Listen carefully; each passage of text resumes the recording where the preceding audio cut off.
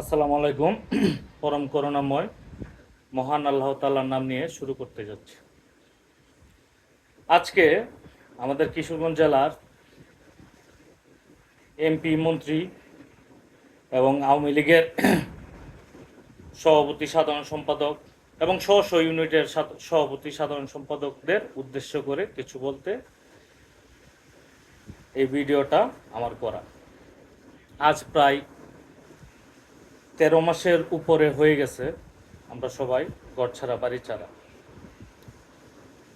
বর্তমান প্রেক্ষাপটে সারা বাংলাদেশে যা কিছুই হচ্ছে সব তৃণমূল নেতাকর্মীদের মাধ্যমে হচ্ছে, তৃণমূল কর্মীদের মাধ্যমে সব কিছু মিটিং মিছিল বা বিভিন্ন দেয়াল লিখন, পোস্টার যা কিছুই হইতেছে সব কিছু তৃণমূল নেতাকর্মীরা করতেছে। তো আমার প্রশ্ন হলো, আপনারা বিগত দিনে আওয়ামী লীগের এমপি ছিলেন, কেউ মন্ত্রী ছিলেন, এখনও অনেকে সভাপতি, সেক্রেটারি পদ নিয়ে আছেন। হ্যাঁ, আপনাদের সমস্যা, আমাদেরও তো সমস্যা। আপনারা যেমন মামলা খাইছেন, আমরাও তো তৃণমূলের নেতাকর্মীরা যারা আছে মামলা খায়, ঘর ছাড়া, বাড়ি ছাড়া।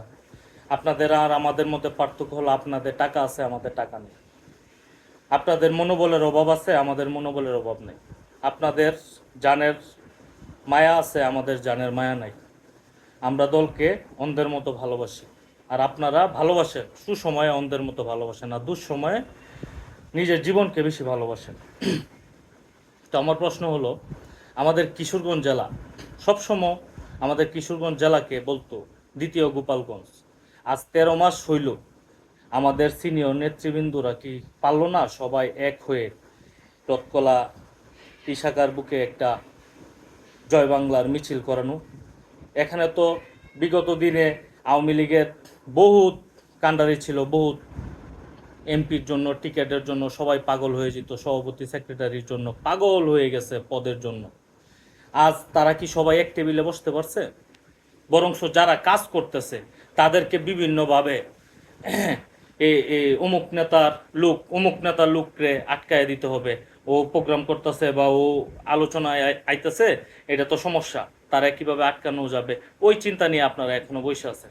কিন্তু আপনারা কি একবার চিন্তা করছেন, এই যে গোপালগঞ্জের পরে কিশোরগঞ্জ, মানে সারা বাংলাদেশ জানতো এই 13 মাসে কিশোরগঞ্জের ভূমিকা কি?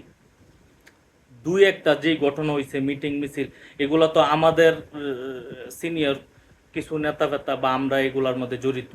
কিশোরগঞ্জ যেগুলো হয়েছে বা কিছু করছে যারা একদম তরুণ, তাদের কোনো পোস্ট পদবি নাই, তারা আওয়ামী লীগকে ভালোবাসা দিকে কিশোরগঞ্জ বিভিন্ন কার্যকলাপ করছে, সাংগঠনিক কার্যক্রম চালিয়ে গেছে বা এখনো চালাই যেতেছে। অনেক তরুণদেরকে আমি তাদেরকে ধন্যবাদ জানাই যে তোমরা অবশ্যই আগামী দিনে তোমরা হইলো আওয়ামী লীগের রত্ন।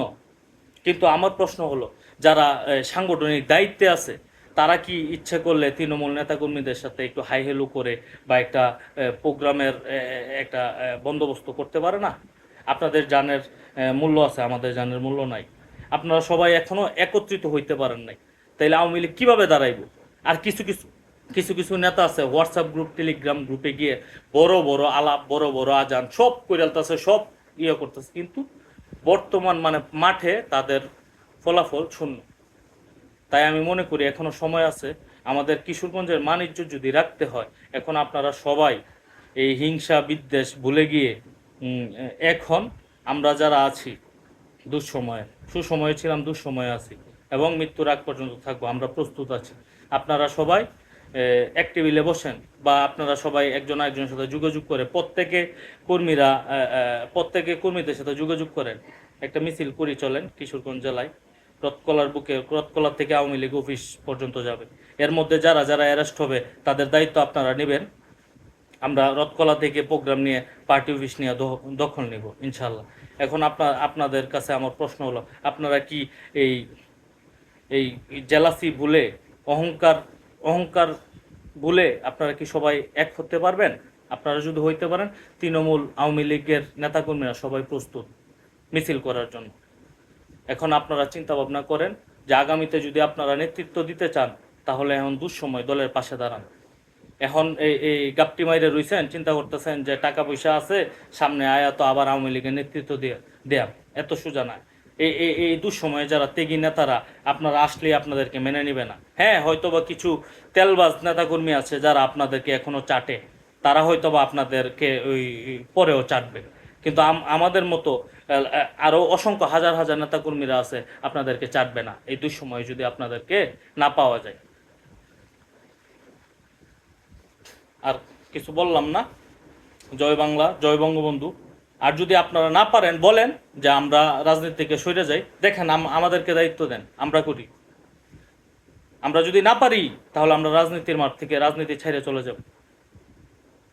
কথা দিলাম আপনাদেরকে। ভালো থাকবেন। আল্লাহ হাফেজ।